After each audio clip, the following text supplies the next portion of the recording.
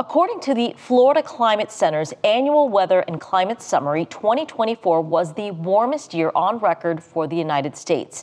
The Sunshine State also felt the heat with an annual average temperature of 72.9 degrees Fahrenheit, nearly 3 degrees higher than the 20th century average.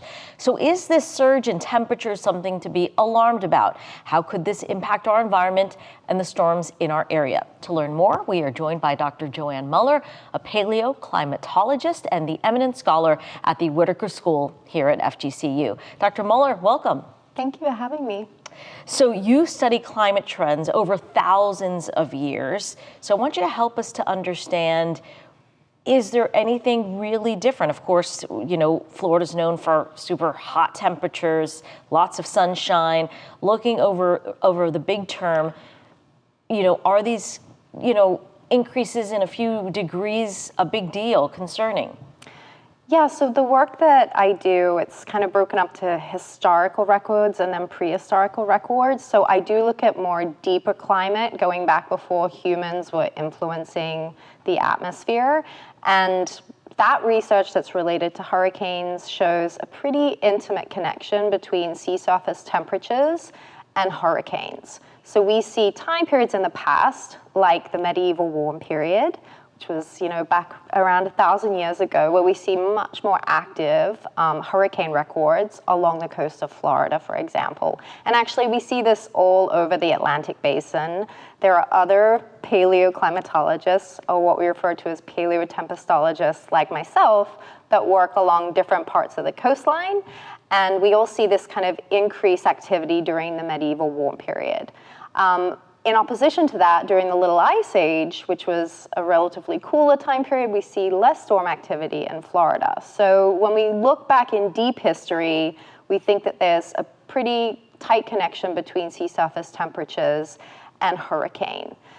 More recently, though, the data that we have is showing this kind of a few different increasing trends with hurricanes. So for example, intensity, we can talk more in depth about that, and some changes in rainfall, for example.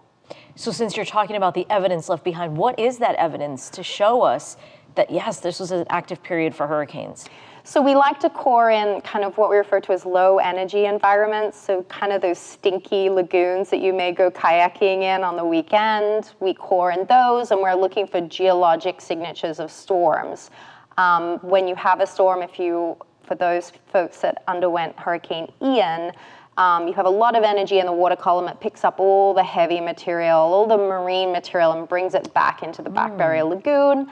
And we'll core in those environments, and we'll see these kind of like marine layers in opposition to the organic sort of stinky stuff that you can smell when you're in there. So interesting. So 2025 is on track to be the hottest year for Florida, surpassing, I guess, the previous record in 2023.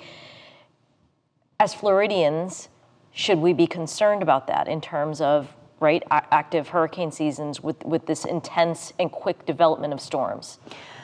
I think, honestly, I live in Florida, as do you. I think if you are a Florida resident, you should always care about hurricane season and have an evacuation plan and plans set in place ahead of season.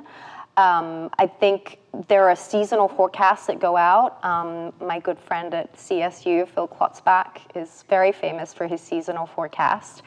And they're predicting an average to slightly above season this season, not as high as the seasonal forecast of last year, because there's a little bit more at play than just sea surface temperatures alone. There are other things like wind shear and the possibility for vertical development, for example, that also play a really important role in whether hurricanes can kind of build and then also sustain themselves before landfall.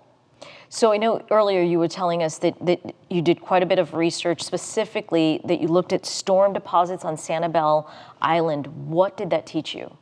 So I've been at FGCU now 15 years, and when I first arrived in the area, I was looking at the historical record of hurricanes. So we can go back just with the historical record about 100 years or so. But then also the paleo record, the one I was telling you about, so these marine layers that are indicative of, usually kind of intense hurricanes, our major hurricanes, Cat 3 through 5. And I saw a series of events previous to Hurricane Ian. So the last one was Hurricane Donna in 1960, and we had 5 events between the late 1800s and 1960, which was Donna, where we saw over 10 feet of storm surge. So when I first moved down here and I was chatting to people in the community, they would say things like, oh, we don't get those sorts of storms because we hadn't had one in such a long time with such a significant storm surge. And I would try to tell people that those are actually pretty common, these sort of, high storm surge events. So I think it's really important as we move into hurricane season for people to really be aware that that sort of thing is possible. We could get another Ian-like event. Just because we had an active last season and previous seasons, it doesn't mean, unfortunately, we're not going to get a landfalling hurricane this season. It's not like the hurricanes say, oh, you got one last year, so I'll stay away. We've seen lots of incidences in the historical past where we'll see multiple landfalls within the same season or seasons back to back. So I think what's really crucial is just kind of having an understanding of, where you live, like what your plan is, having the things that they're always telling you to have. And, I try to do that myself. I'm not a particularly organized person, but that is one thing I do try to do ahead of season. And also, I think having some sort of plan so that you're not making decisions, really big decisions, just before landfall. It's very stressful leading into kind of a major landfalling hurricane. I think everyone that's listening that lives in this area has a sense of what that feels like leading into Hurricane Ian, Hurricane Milton. And I think having a plan ahead of that is smart. I want you to explain to us this concept of the loop current and how the rise in temperatures might impact us. Obviously, we saw the incredible intensification of Hurricane Ian, Hurricane Aaron. So a lot of folks are wondering, is this the new normal, and is this loop cycle part of that? Right. This is a great question. So there are pretty large-scale drivers in the Atlantic Basin as a whole that affect us here in Southwest Florida, because that's where storms tend to form, especially this time of year. They're forming out in what we refer to as the main development region. So off the coast of Africa, you get these easterly waves coming off. And then if the conditions are right, the storm will track its way across. And this is actually Hurricane Donna. Some of our biggest storms that have made landfall in Southwest Florida tend to form out there.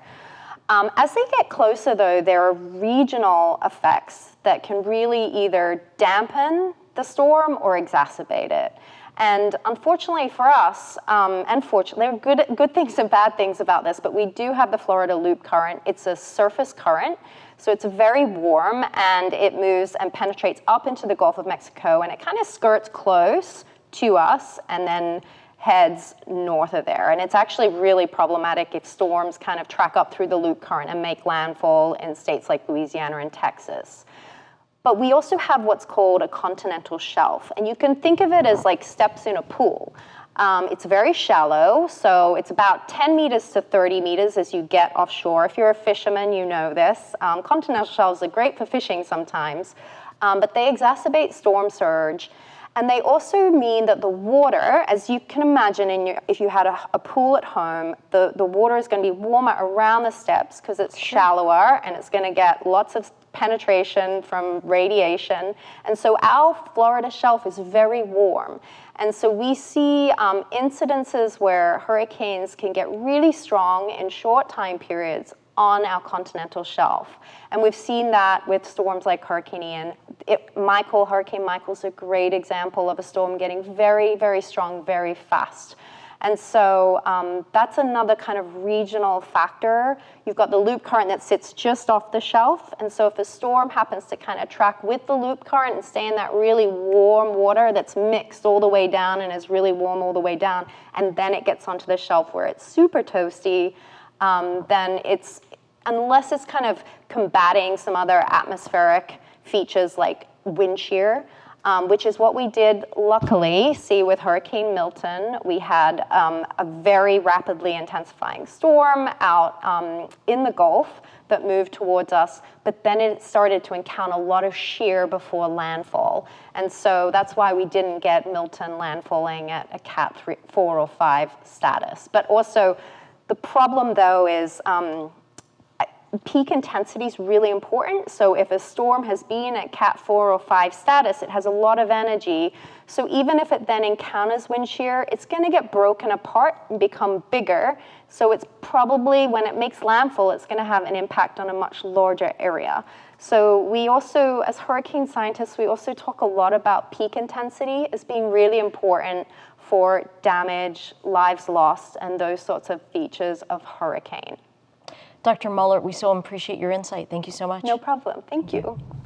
Thanks for watching. We've got more great content for you, from news to the arts to the environment. So be sure to like and subscribe to WGCU's YouTube channel and follow us on our social media platforms for the stories that matter to you.